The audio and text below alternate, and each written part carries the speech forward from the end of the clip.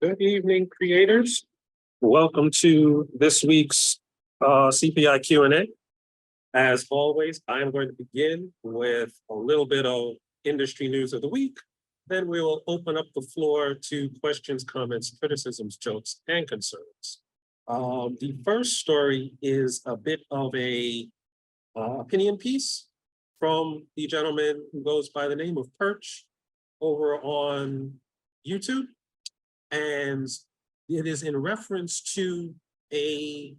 state of affairs that we've actually talked about a few times in CPI, the difference between the business that a company like Marvel or DC is in and a business that the vast majority of the rest of the comic book industry is in. There was a lot of critique, or there's always a lot of critique about the moves that Marvel and DC make and the decisions they make and the books that they put out and how they put them out. And it is always, or it is often seen through the lens of a comic book publisher, an independent publisher or a freelance publisher or anything along those lines. And what Perch actually points out and goes into in pretty extensive detail is that for all intents and purposes, a company like Marvel and DC,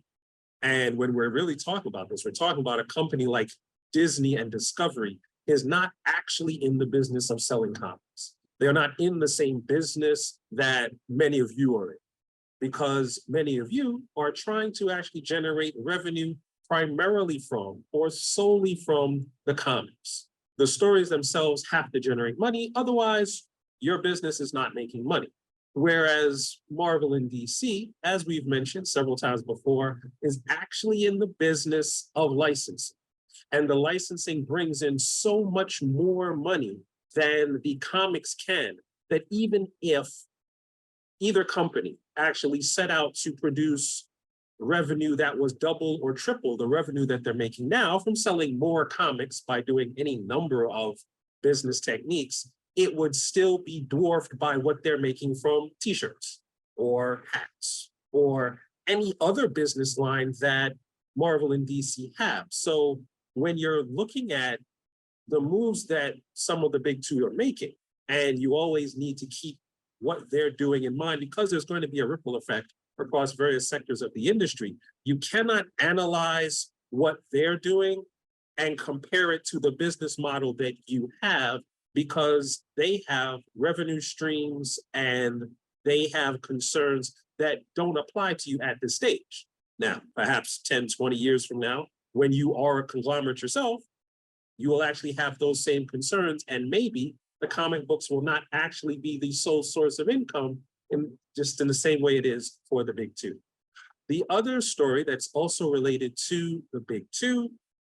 is a story that's not really going to have a lot of impact until around 2034. This story comes to us from, I believe, Business Insider, and it's basically talking about the idea that in 2034, Batman and Superman are going to be the first in a long line of comic book characters that will actually fall into the public domain. And the article goes on to actually talk about the impact of this potential shift and what it's going to do not only to Marvel and DC, but to the comic book industry. It also actually points out a lot of the complications that are potentially going to occur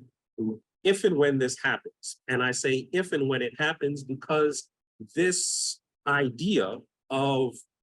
mainstream characters falling into the public domain has happened before. And the last time it was going to happen, what Disney did at that point was they simply lobbied Congress to change the copyright law, extending the playing field so that they never actually had to deal with the idea that Steamboat Willie and Mickey Mouse were going to fall into the public domain. Many legal experts or legal pundits are suggesting that the same thing may occur again, but they pointed out that the political landscape has changed, and there's a lot of friction currently between Congress and companies like Disney when you're talking about political stances, red state, blue state, woke versus non-woke, so that the idea that Disney can just walk into Congress and have the law changed is not a foregone conclusion. However, if at any point you were considering, well, once a character like Batman falls into the public domain, I would advise you to seriously consider not doing that. Because I believe it will be a case of just because you can does not necessarily mean you should. And I say that because the copyright to Batman from 1939 or Superman from 1939, Batman from 1941 will fall into the public domain, but that does not mean Batman itself, the idea, falls into the public domain. It's only going to be that version of Batman from 1939. And that was a very different version than the version that people are used to and expect to see now. So if you decide you're going to make a Batman story that's not the 1939 version and it's some other version, then it's still copyright infringement and DC will still crush you. If you decide you're going to make a Batman comic primarily because you want to cash in on the pre-existing cachet that is Batman, I shouldn't have said cash and cachet in the same sentence because that didn't make any sense, but you get the idea, then you're not actually talking about the copyright falling into the public domain. You're talking about trademark infringement, which is actually taking advantage of the pre-existing goodwill that DC has created in the idea of Batman in selling goods and services. And again, they will crush you. I believe that no matter what happens with the characters, if they actually fall into the public domain, both Marvel and DC already have whole teams of lawyers who are just sitting around waiting for someone to infringe a copyright, just waiting for somebody to infringe a trademark. And I do not doubt that there will be entire firms that pop up just to help Marvel and DC go after the people who are trying to make these comics. And at the end of the day, even if you fight that lawsuit and win that lawsuit, the actual cost in terms of time, expense, and emotional well-being isn't worth whatever story you want to tell. Because at the end of the day, if you want to tell a story about a character like Batman, you don't have to wait till 2034. You can do that now. You're really just talking about a story about a rich young man who survives a, violent criminal event and then uses his money to get these skills and resources to fight crime outside the law.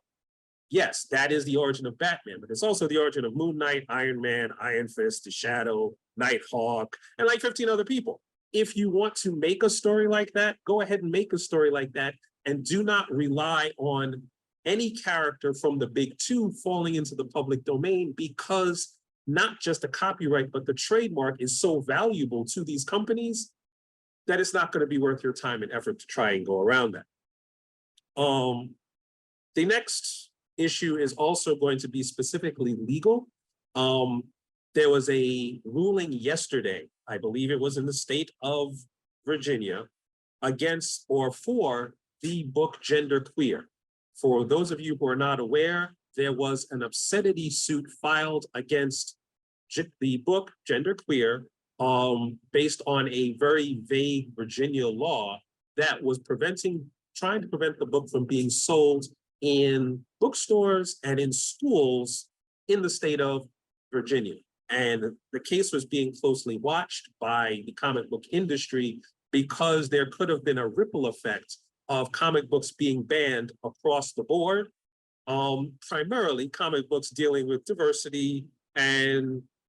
sexual identity and sexual representation and all the things along those lines.